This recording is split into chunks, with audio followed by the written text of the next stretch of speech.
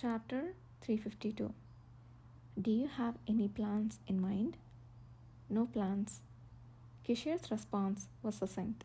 However, his eyes were shining like a predator waiting for the right time to strike. But if my guess is correct, thanks to the people we bought today, we might soon get what we want. The auction will be held again because of the people bought today. Yudhir's eyes narrowed at the very significant statement, and he became lost in thought. Ever also wore an expression that seemed to say she almost understood. Commander, it seems time for the other members who were outside to return, so I will take my leave.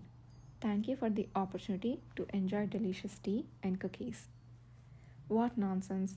This is but a trifle for saving many with your sharp observation. I appreciate the proper guidance today. After Ever left, Yudhir looked down at the almost empty cookie plate and swallowed the last remaining tea.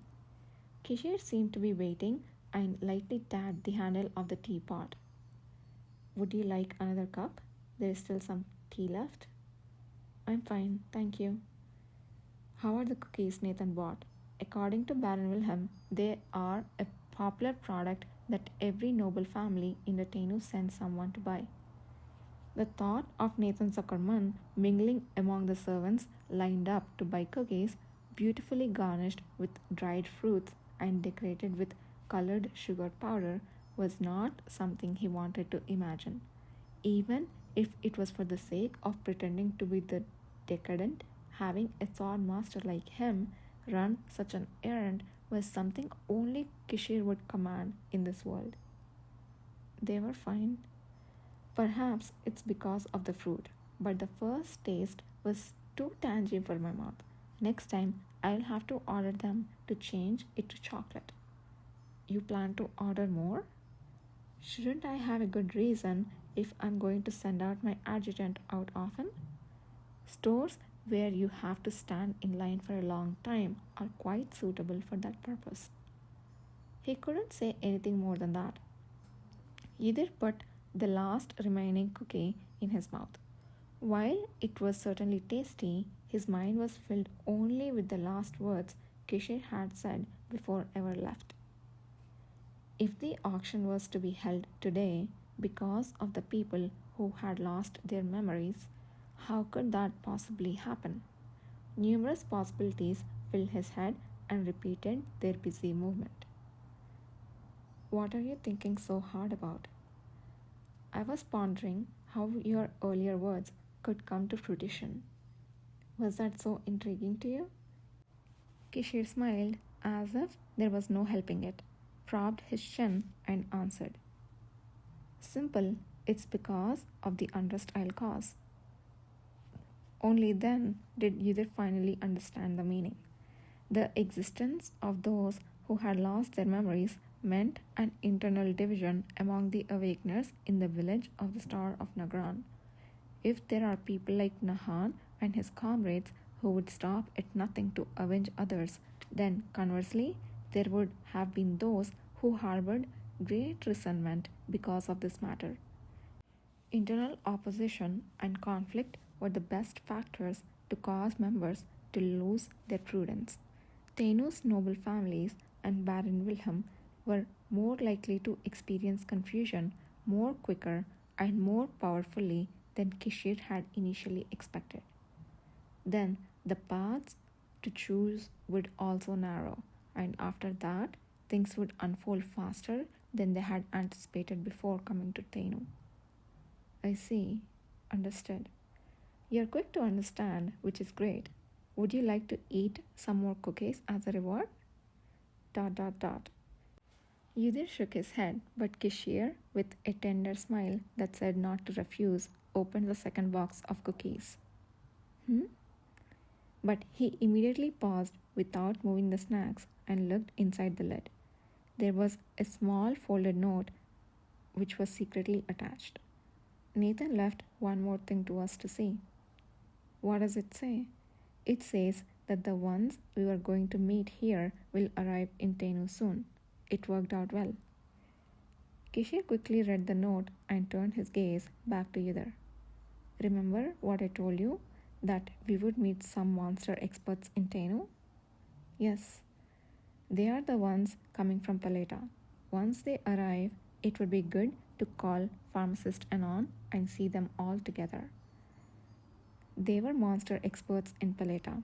Even reflecting on his previous life's memories, their identity was not easily guessed. Either felt a faint tension and nodded. I will pass on the message. The next morning in Teno began with a different feeling. Sensing a faint tremor like an earthquake, Yudhir, who had opened his eyes alertly, looked around and saw Kashir, who was already awake. Did you feel it, Commander? It's not near here. Seems like an explosion occurred quite far away. Rising from his seat, Kishir opened the window and looked out. In no time, he returned with 3 small messenger birds in hand. The report is quick. Let's see where. While Kishir read the notes from a small pouch hanging from his leg, Yudhir gave water to the birds that cocked their heads. There has been a mysterious intrusion at the Tenu's Security Management Building and the Red Deer Consortium building we visited. The culprits haven't been caught, but they are being pursued now, and it seems a few guards and prisoners were injured. The other reports were nearly identical. They were all sent by the Paleta Knights, who pretended to frolic and observe the situation outside Tenu. It must be Star of Nagran. Yes, but we can't know if those who invaded both places had the same intention. Yudhir guessed that at least those who invaded the Tenu security management team was undoubtedly looking for the ones who had lost their memories. Whether they meant to kill or silence them or find and rescue them belatedly was unclear, but sadly they were a step too late. The memory lost ones were already here. Things started earlier than expected, but Baron Wilhelm won't contact us right away. Shall we feign ignorance and take our time here today? We can call the firstborn in the evening. Kishir smiled, folding the letter neatly. Moments later, only a small amount of ash remained in his palm. Yudhir rested all day with Kishir. Kishir, not caring at all about the noisy movements happening in the main building, played card games or chatted with other members in the reception room. Despite any sinister looks from Baron Wilhelm's servants, he remained by his male lover's side, laughing cheerfully. He was the very picture of a libertine duke. When evening came, Pruel, cradling a cat and a book in his arms, came to dine with them. With polite manners, he thanked them for inviting both himself and the cat to dinner. Then took care of his younger sibling's meal first. Watching the cat open its tiny mouth to eat before picking up its spoon, he looked more like a parent than a sibling. Your Highness, you must have heard about the explosion incident today. Of course. It seems that Baron Wilhelm was in contact with the capital all day about the matter. My father seemed extremely angry that he still couldn't catch the people who killed the knights in the Great Serene Forest. On top of that, Tenu being violated. The fact that you are here means it's no longer a concern? Yes, thanks to the confusion, it was easy for me to get in touch with those I know. The people Pruel knew in Tenu were those who had worked under Baron Wilhelm for a long time, along with some nobles. During Pruel's brief stay in Tenu as a child, these individuals had helped him and his siblings with compassion. They readily shared information without suspicion, at the request of a prince who wanted to know about the local situation. My father, through Baron Wilhelm, appears to have secretly hidden smuggled goods at a midpoint in Tenu and then redistributed them to the capital and the southern regions. In the south, he mainly sent horses bought from the west. Though they call them horses, what they actually were, you can probably guess. People, I suppose? Yes. Pruel, who had answered succinctly, looked down at the meat he had been slicing and stopped moving. For a fleeting moment, a complex emotion passed over his expressionless face. According to the information, there are horses that have not yet been distributed at that midpoint in Taino. There probably aren't many people to hide living horses. So I have marked a few places that are likely to be used as bases, according to my guess. Ruel handed over a book he had bought to Cashier. It was a thick history book. This book is famous for detailing the history of the western area and Taino. It was written by one of the ancestors of the House of Tain.